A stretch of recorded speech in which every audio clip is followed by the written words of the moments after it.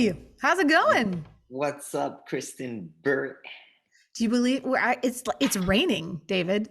It never rains. About damn time. I know. My yard is very happy, and I'm very happy. I like rain. I need the occasional rainy day.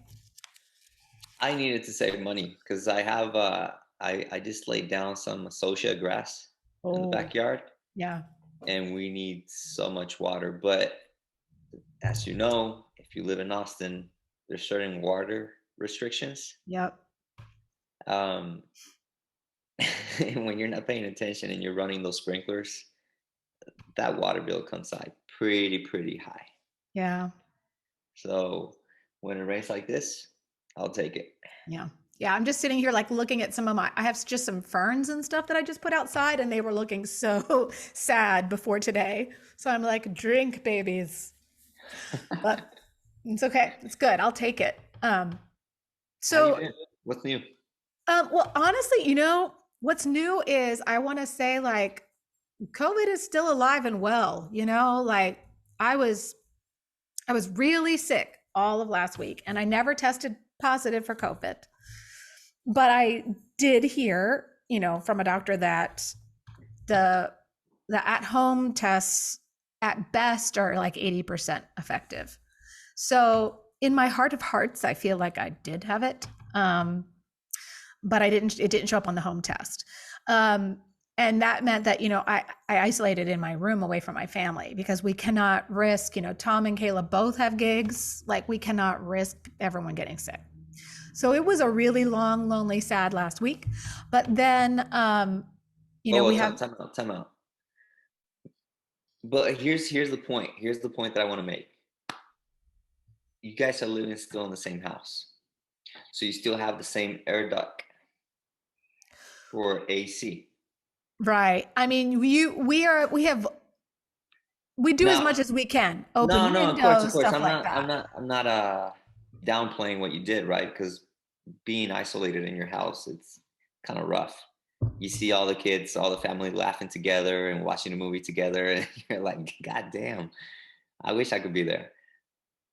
But the point that I'm trying to make right here is that yeah, you have to do it, either that or go to a hotel and isolate over there. What I'm saying though is, yeah, is it 100% effective? That's the thing, because you're still breathing the same I air. mean, I think. it's not 100% effective, but you got to do what you got to do. Because I think the reason why I even brought it up today was that we felt pretty good. No one else got sick from me. It seems like because I'm finally better, and so far no one else has come down. Same. But then we like turned around and found out that somebody that we had spent some time with has it.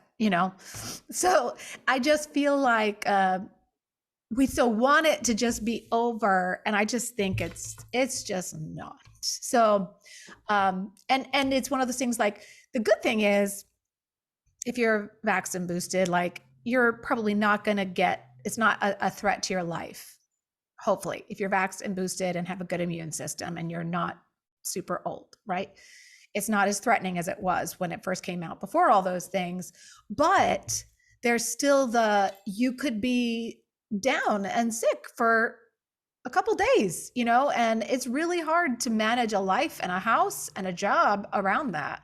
So that's the hard part, like trying to find this new normal where, because it's definitely, I mean, this new Omicron BA2 variant, whatever, is way more contagious than the flu. So it's not like the same as just, oh, it's flu season, you might get the flu. Like it's hard. It's really hard. So that's kind of been our big thing. But I am feeling better. I'm grateful for that. Work is going great. And I am just so excited to talk to our guest today. Our topic, Ooh, yeah. our topic is just the Austin live music, the Austin music scene. And we have Brent Miller, who is the bass player and keyboard player for Kairos, which is sort of a reggae surf style. They're a little bit of everything band based here in Austin. And as our community highlight, I wanted to just talk a little bit about, I'll show some pictures here. The Long Center is, if you've never been, they have all kinds of music that come through there. Classical music, you can I see never choral been. concerts. Oh, it's so beautiful. It's beautiful just to go because the view of the Austin skyline at night, it takes your breath away. So it's almost worth it to go just for that. Um, but they have everything. I think every person that lives in Austin should check out the Long Center. So I recently went to see the symphony there. My husband plays with the symphony every once in a while, and he was playing with the symphony. So Liam and I went. And then, UT has all types of music come through too. They have musicals that come there, but there's also like recital hall that has all kinds of music. So you can see amazing classical music and musical theater there for sure.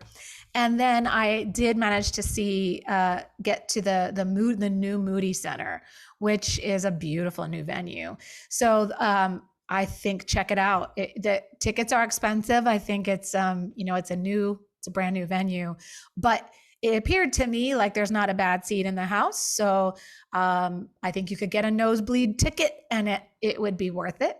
So I'm just going to share some pictures of those places here, but just wanted to encourage people to get out and appreciate all that this city has to offer.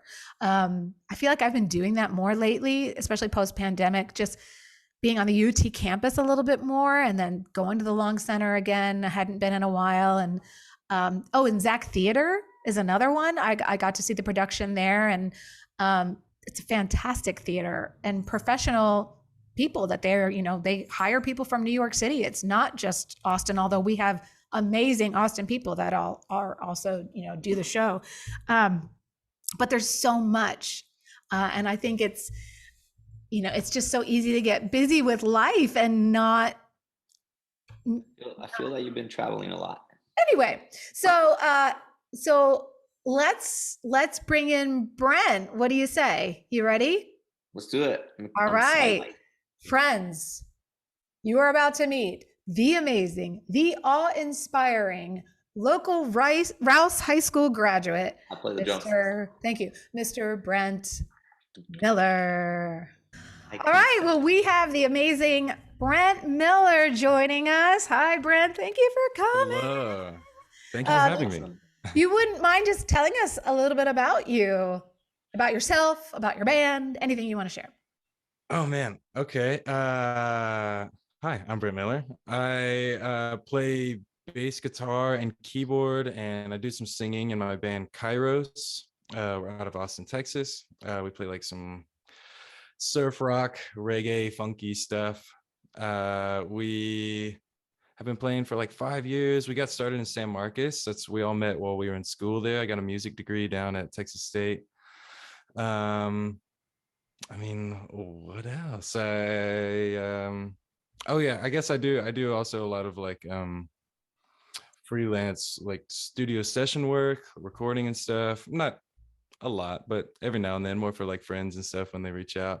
But my main gig also, what pays the bills, is my audio engineering. So music in so many facets, but that's what Brent, that's in a nutshell. Yeah. How did you get to so you all just met at school and decided one day, hey, let's get together, or like how did it happen? When was the click? Yeah, so I was in a couple bands in high school, and I've been gigging down on 6th Street since I was like 14. My mom would drop me off down at shows and I would get X's on my hands.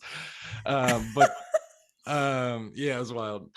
I often think back, I'm like, what was she doing dropping her 14-year-old down? But you know what? I thank her for it too, because and she trusted me. Anyways. And you were an honorable kid. I like to think so. Yes. But yeah, once I went off to Texas State, I was in a band and I was driving back to North Austin to rehearse with them all the time and playing with them. And I had a bit of a falling out with them. And I was pretty discouraged from just like being in a band for a little while. Mm-hmm. And it took me maybe about a year or so. And I was like in choir, I was doing all my music classes, my class piano, marching band. And while I was in choir, I became friends with this guy, Jacob, who's now the singer of Kairos. And he and I just kind of became like class friends, nothing outside of class or anything. But I was running sound at a little bar down the street that I had lied my way into. I told him I knew how to run sound when I didn't, and I got the job. The whole light on your resume. Freaking awesome.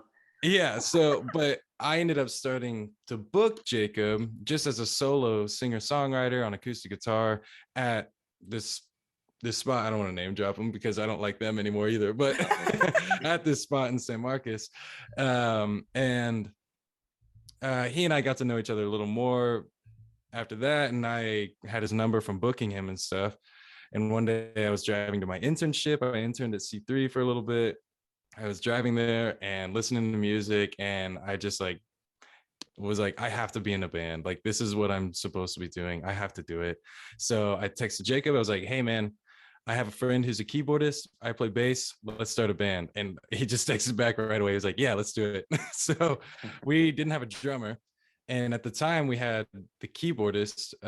He was only with us like 6 months, and he had to take care of like personal life stuff. So he ended up leaving. But the drummer, we auditioned like, I don't know, 6 to 10 drummers, and we just like weren't clicking with anyone.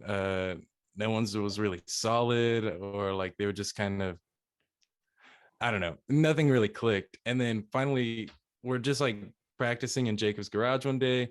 We hear drums like a couple doors down. No. So Jacob just walks over there and he's like, hey man, you want to come join a band? And now that's our drummer. Yeah. So that the three of us, well, when our keyboardist quit, I didn't play keys in the band originally. I just played bass, and our keyboardist quit, and more of like a band-aid, I had some class piano and stuff. So I grabbed my keyboard and started learning all his lines so that we could keep playing our gigs and not have to cancel them until we found a keyboardist. And like 4 years later, I'm still playing the keys. So we decided that I was good enough. So and I've gotten better at it and stuff. That's awesome, man. So yeah, it's the three of us. We're our little hodgepodge group. So when's the next gig that we can see you? That's the important thing. Oh, man, I mean, I live by my Google Calendar, so let me just pull this up. My brain holds no information. It's all in my phone. Because we don't need to anymore. That's the thing, It's good to know though, because I felt that I was the only one. Yeah, my Google Calendar. We're playing May 6th. We're playing in San Antonio at the Mix, which I've never played at the Mix. Should be interesting. But Pecan Street Festival it's on Mother's Day. But it's a fun free festival, and I'm pretty sure we're going to be on the big main stage. I think we're playing at 3:30 on Sunday. So yeah, that'll be fun. We love playing out there. Nomad Audio does all the audio out there. Headwater, or not, I'm sorry, not Headwater. Apogee out of San Marcos has been doing the booking, and they put on a good event. It's really fun. That's amazing. Cool. Who sets up the, like, who schedules everything? Who gets you guys the gigs? Is it mostly me. Well, yeah, I'm functionally the manager. Yeah, we can't afford anyone yet, so we're all doing it ourselves. But we all share it. It's not just me, but I do a lot of it. I do a lot of the reaching out for sure. Like, we're booking a tour out to Florida and back in July, and then up to New York and back in August right now. So we're having a meeting on Wednesday about that, and we're mostly booked for July. But I was always curious, man, to know, like, okay, so if you have like a really good band, right? Because sometimes these people just find, like, they found whatever, Justin Bieber or all this, however they find the bands. I was just thinking, these people are in charge of actually making sure that they book you throughout the year, right? Can you go out and hire somebody for that? For booking specifically? Yeah. Yes, definitely. And it can be tricky to get on those rosters, especially now. I mean, we're living, as far as musicians go, we're living like the digital DIY.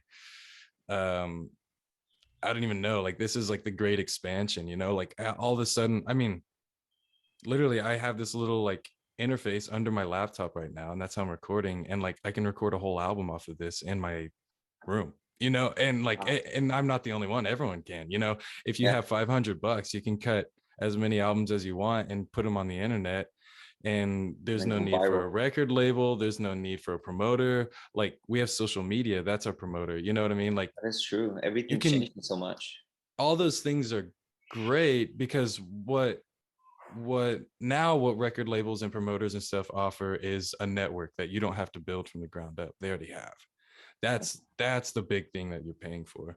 Okay. And the same thing goes with a booker too, a booking agent. They're, what you're paying for is their Rolodex, their little black book, you know what I mean?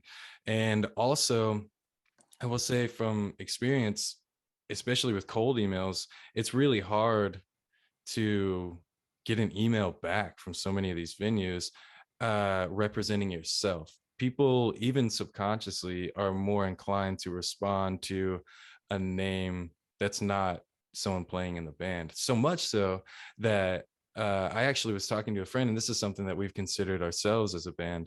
I was talking to a friend who's in another band that we just did a little New Orleans and Nashville little circle and came back with. And he said he books all that under a pseudonym. He uses a fake name as his own manager because he actually gets replies that way. He just That says makes he's the sense. manager representing this band. And people take it more seriously for some reason. They don't take the musicians themselves seriously. That Yeah. makes sense.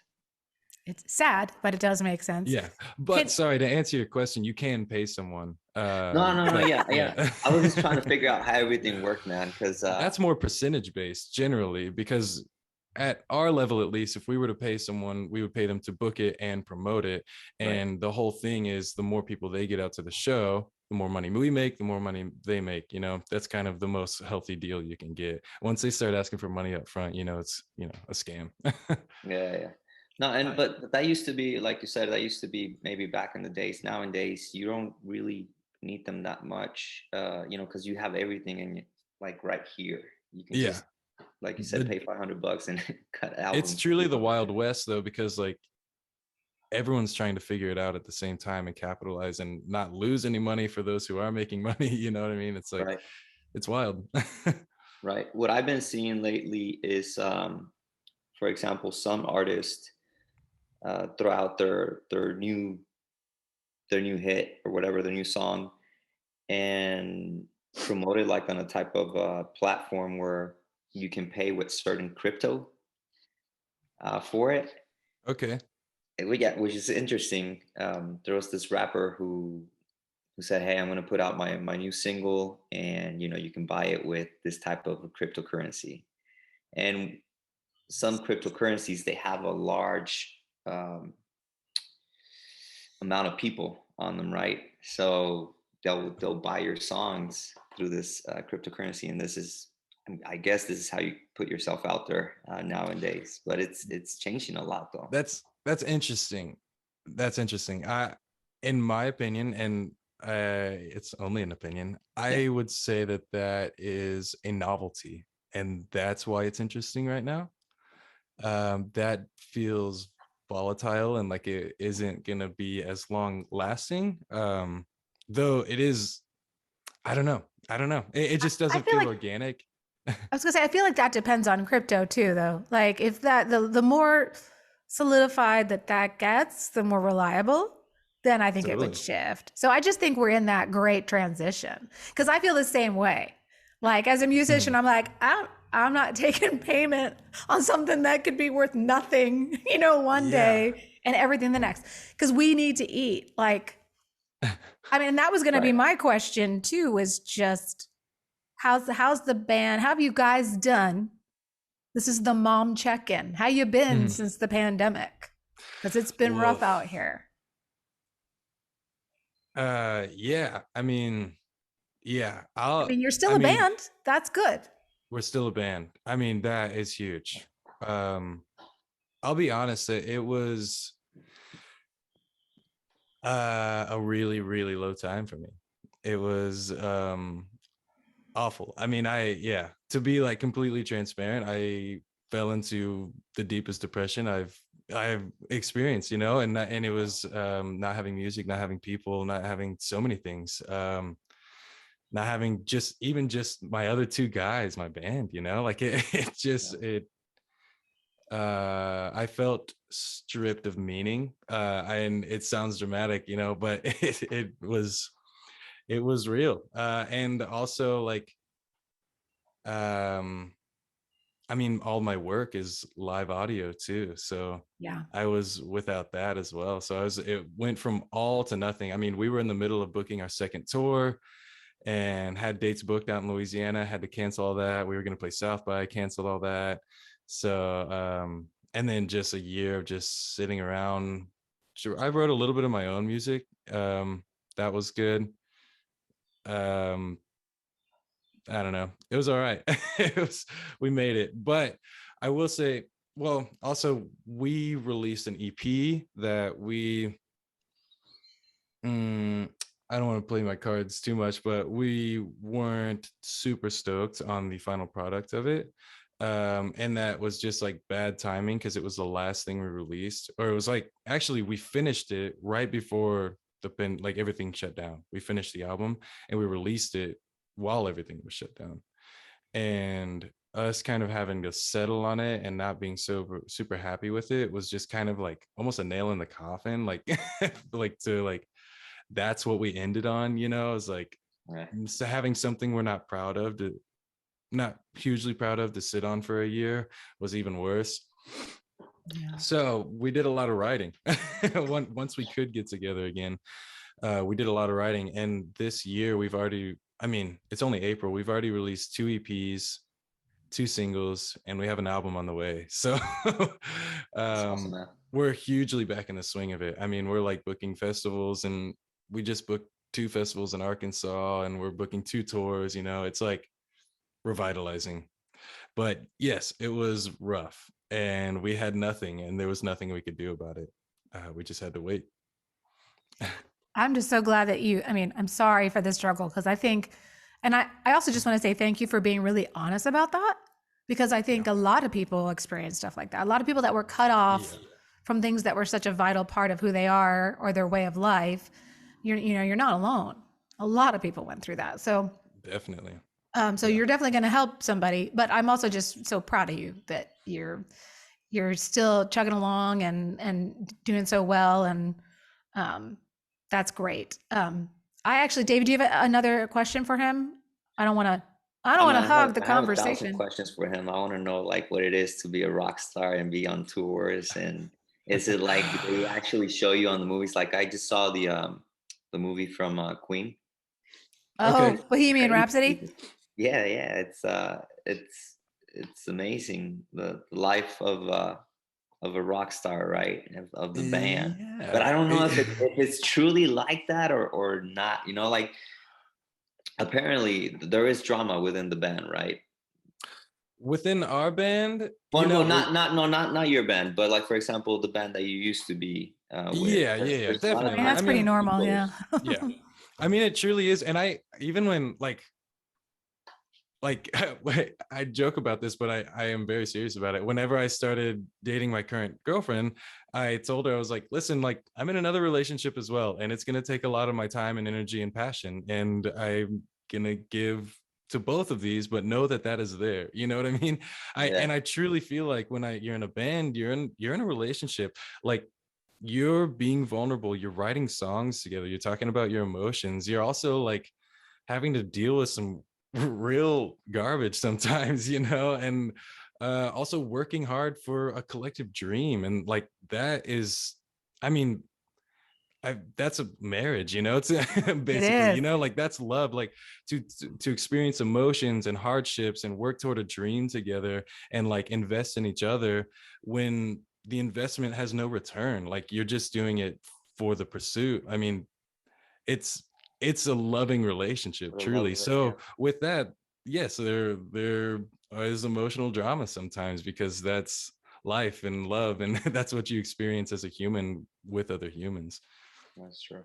That is Yeah. true. But as far as like the rock star life and like touring and stuff, we I mean, we're still doing it on a fairly small level right now, but it's a blast. It's taxing on the body and soul, but it's I wouldn't trade it for anything. It's all I've ever wanted to do with my life. You know, I grew up and became what I wanted to be, and I'm still pursuing it. But I mean, that's that's really like, the more demoralized I get, the more I try to reflect back on like, what would like 12-year-old Brent think of me right now if he met me? Like, it would blow his mind, you know. I'm everything I wanted to be, and I have to keep reminding myself that, and I pursue everything that I continue to want to be. Right. That's As awesome, well. man. Not a lot of people can say that. So that's Yeah, awesome. I That's pretty cool. consider myself lucky to have the opportunity and people around me to support me through it too. I mean, that's everything. So slightly deep question. Do you consider yourself, Brent, do you consider yourself like more introverted, extroverted, or are you a musically extroverted introvert? That's funny. I have never put that into words, but I think I would maybe lean toward the last answer. I don't shy away from crowds, but I will be in the back of the crowd. I will say too, we play in a lot of bars, or at least if it's not a bar, it's a venue that serves alcohol, you know? So like, but I personally don't drink and never have. So like that can kind of set me apart too from like the cheery lucky time, you know, that everyone's having, you know, and I'm just kind of in the back as the one sober one, you know. And not that like the other guys in the band like get drunk every night or anything by any means, but I don't know, it kind of like, it's a small thing that I don't get to participate in when everyone's participating. But I do think I'm an extrovert in the way that I like to perform. I like to be on the stage. I like to meet the people after the shows. But then once that job is done, I go to the back and I pack my gear and I wait for the other band to stop playing, you know, and I just kind of enjoy my silence as well. But yeah. So I guess So that, so do you need, like, do you have a pretty strong need to decompress after? Because I know in our house, you know, we've got different kinds of musicians and performers in this house. Kayla's like working a contract with Zach right now. And like there's so much adrenaline in a performance, mm, and it's hard to just like turn it off. But like with Liam, who is more like he's just, it's almost like he's all on or in rest. I feel like there's on and rest for him, sort of. So do you struggle with finding that time to recoup? Like, does it take you a long time to come down after a gig, or? um mm, yes and no. I will say like immediately after a gig, I always tell Jacob, our front man, most people want to talk to Jacob because he's the front man, right? He's the face of the rock and roll. And I mean, you know, we all get talked to, but a lot of people want to talk to him. And it helps that he's like a tall, handsome, cute guy, you know, so he draws people in, and he's like very flamboyant, like Freddie Mercury-esque, like very like, you know, showy and stuff. But whenever, like, right after we finish a set on stage, Jacob, I've told him, I was like, okay, the first thing you do is you walk over to the merch table, because wherever you are, people will follow you, and we want them at the merch table buying our t-shirts. Like, I was like, make sure that the stuff we're selling is between you and them. And it works, it really does.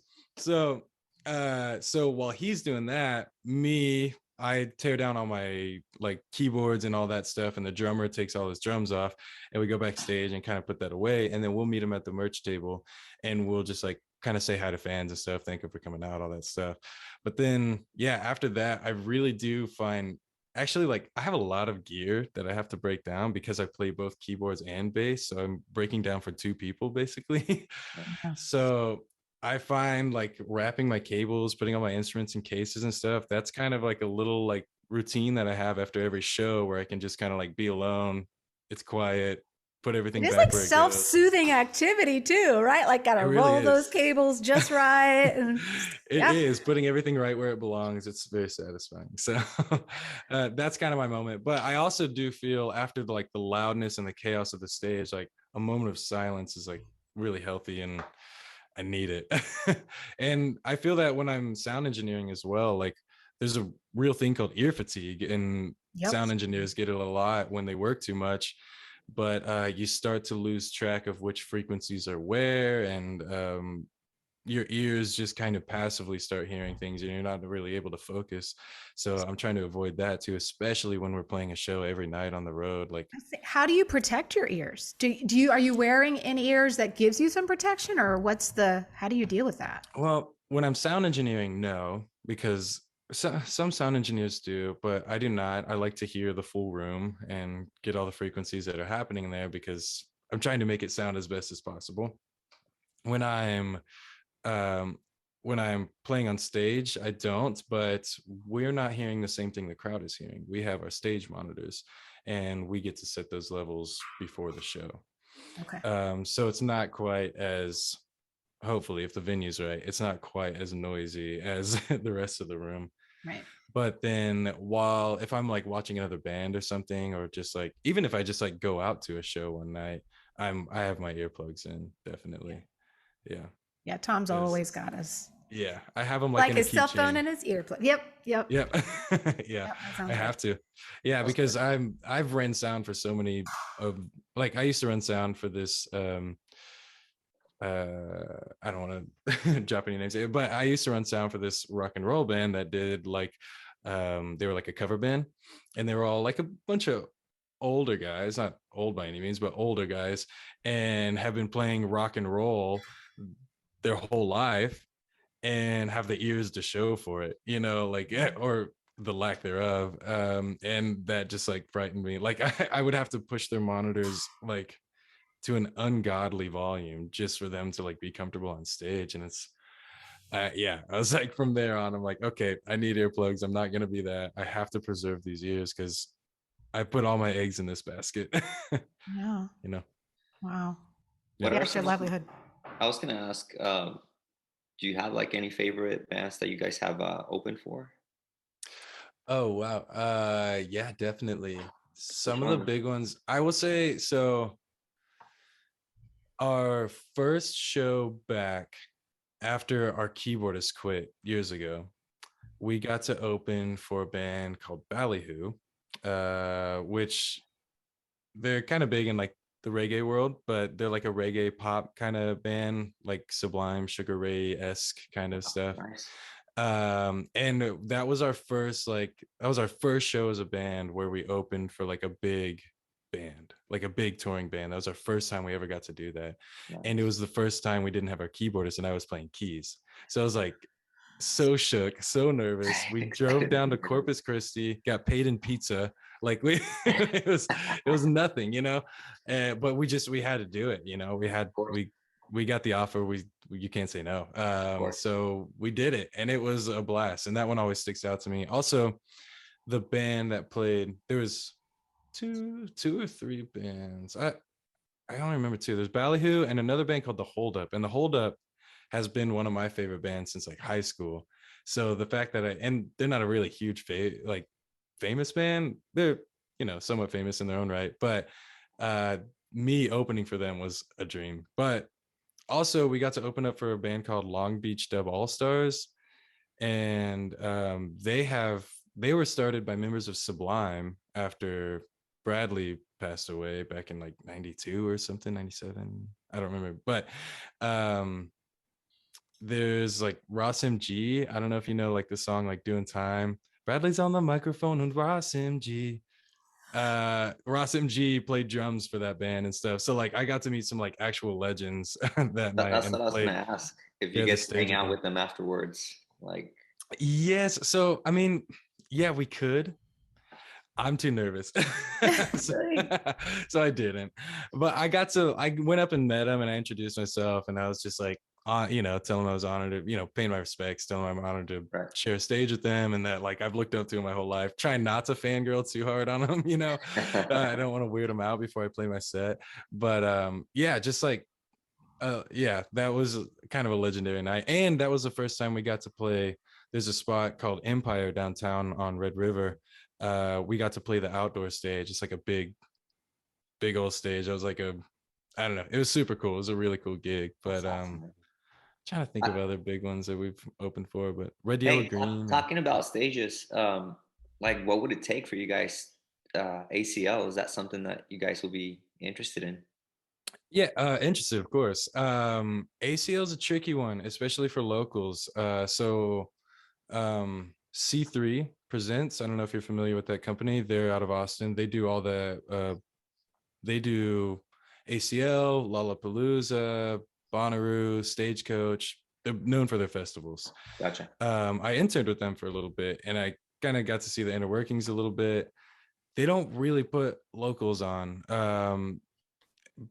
Pretty much every ACL, you might have about 5 Austin bands on the lineup. And that's not saying much. There's a lot of bands on that lineup, you know. This maybe close to 50 sometimes, if not more. I'm sure more. But yeah, to have like, you know, a couple at the very bottom, you have a couple Austin bands, you know.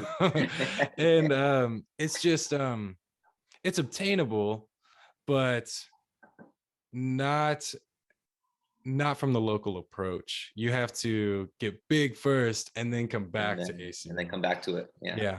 But South by Southwest is a large local festival that is accommodating to local artists. And that's something that we've played unofficial South by, because for every South by gig, there's 3 unofficial South by gigs happening. Everyone is doing gigs that week, and it's wild. So even this past year, we did a whole bunch. But this next coming year, we are gonna apply to be official South by, and like I'm pretty sure we meet all the requirements and stuff, so I think we'll be all right. But you know, it's all objective, you know. So so who's to say? Crossing fingers, man. Yeah, exactly. But I think we will, especially we'll be coming off of 2 tours and stuff, and like other festivals. We've been working on like our Instagram and Spotify followers and stuff, and that's been increasing. So that's all the things they want to see, you know. That's amazing. That's so cool. Yeah.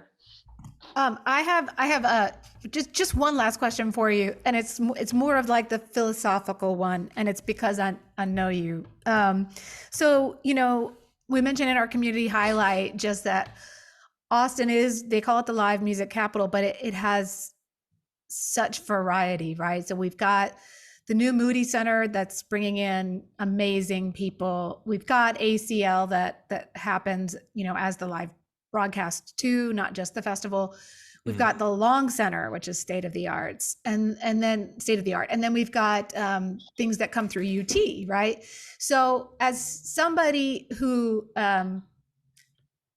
trained like as a traditional classical musician too, how does that affect you now in terms of trying to be like a well-rounded musician? Because I think it can be really tempting. Say, you know, this is my passion, this is what I love, both as a performer, right? Like, this is my thing, this is what I love, I'm just going to do this. But also, it's just maybe our listeners as enjoyers of music. I really would love to kind of encourage branching out a little bit, right? Like, maybe this isn't your particular style, but if you're a music lover, if you're an appreciator of it, just to maybe open your mind. So my question to you is like about how open your mind is in terms of as a performer and as an appreciator of music. Yeah, this is a fun question, especially through the lens of Kairos, because people ask us what we play and we don't know what to tell them ever because we don't, I mean, we truly have like, we have songs that are like soul R&B, and we have songs that are like thrashing fast punk, and like we go everywhere in between. We like psychedelic funk, we like reggae, surf. Lately it's been surf, but so I mean, we ourselves are, you know, a bit of a melting pot of genres. I love that. But and then also like like I said, the singer and I both come from a classical background. We met in choir in college, we were both studying music. So yeah, I mean, as far as like pursuing and like going, like not necessarily pursuing, but going to consume music, uh we have every opportunity to do so here in Austin, which is Yes. amazing. Like I was just saying, like we went to New Orleans and Nashville, like I said, and when we were in Nashville, loved the city, really fell in love with Nashville, but it's all country. It's all country. And I love country. All respect to country, but a little something else would be nice. Maybe I didn't go to the right spot, maybe I was just in all the tourist spots where all they're doing is country covers, but man, every bar was country, which it took me a day. And I was like, okay, I'm good on country for a little bit. But here, I mean, we can go down to Armadillo Den or Broken Spoke and you can get some real historic country. I mean, those are like places where like George Strait, Willie Nelson, Waylon, like they cut their teeth in those places, and that's like amazing that we have that just right around the corner. And then we have obviously like Stubbs and Empire, we got big ones like that. And we got Paramount Theater where you can go see some more classical stuff, or also comedies kind of coming up big, which is Yeah. a little bit different world, but Still performing though. yeah, we got Flamingo Cantina is a reggae like Jamaican bar. We got, I mean, Valhalla is like a metal bar. I mean, everything is everywhere. And then yeah, go to campus, and I mean, I just saw the Lion King Broadway performance that came to Austin at the Bass Concert Hall. How was And it? it was, I mean, it was just amazing. So I will be honest, I'm not huge into musical theater. That's okay. I'll still talk to you. Again, full respect to it all. I love it. I mean, through high school, I played bass in every musical. I was under the stage, but it's just not something that I passively listen to on a day-to-day. But this performance was truly, I mean, amazing. I'm usually blown away when I see theater performances anyways, just because there's no editing, Oh yeah, exactly. It is what it is in that moment. And it's, I mean, and also being like in the tech world myself, just like being mesmerized by the lighting and the like battens dropping and like all the like set design and the audio, like that's all. And then, not to take away from the performers, but just like the whole thing is just so amazing. And especially that production, because it's so unconventional. It's, and like the art that they pull from like African and Eastern cultures and the musics and stuff. And I'm not from those cultures, so I can't speak fully, but it seemed to me like they did a very good job respecting those cultures and highlighting them too in the art and people. So David, Brent works with Jose, my friend, the sound person. And cool. So I just wanted to tell this funny story. So when I first saw Hamilton live, I was with Jose. I was with Jose and Brittany. And it was so funny because, first of all, watching that whole thing sitting next to him was a whole nother experience. But something went wrong. Like the mic was not on for the opening like 5 words. And I just hear like all of the air leave Jose at once. He was just like, Yeah. So it was very funny, but it is like a whole nother level. And I mean, it's great that somebody that doesn't like live in that world doesn't even realize how much is going on behind the scenes, right? And that's true for a rock and roll show. That doesn't matter if you're going to the Moody and you're seeing like a huge production, right? Like, there's so much that goes on, and it's good if you don't realize how much work it goes into it. But if you're somebody who appreciates it, then that's kind of another level of fun. So yeah, generally an unnoticed sound engineer is a good sound engineer. Right. Yes. Yeah. That means Brent, everything's going right. Thank you so much for taking so much of your time with us today. It's been a pleasure. I love talking to you. I love to see that you're still doing, what you're passionate about. I was one of those silly teachers that tried to push you to get on the stage for musicals in high school. And I'm glad that you stayed in the pit where you were happy. And I mean, look at you now, so Yeah, I got back on a stage, just not for musicals. Exactly. Hey, it's still the stage. So Yeah. Yeah, Brett, it was a Yeah. pleasure meeting you, man. Thanks so Yeah, much likewise. for taking the time. Thank you for having me. It's been fun. awesome. All right. Well, thank you. We're going to say goodbye. And next week, we are going to be talking about electric cars. Talk about a change in topic. So please We'll bring hit up Elon Musk. Elon. Right. We'll just call Elon. Hey, dude. He just but- had a rodeo or something. When we were on tour, he's posted, or someone said something about him having a rodeo out there, but like a cyber rodeo. I And it was mean, supposed to be I would music, believe, so- and I would believe anything you tell me, honestly. Yeah. Anything you tell me. But please hit like and subscribe if you've not, and join us on our next episode too. But thanks, Brent, and we're gonna say bye. Keep it going, See ya. Brett. Talk to you later.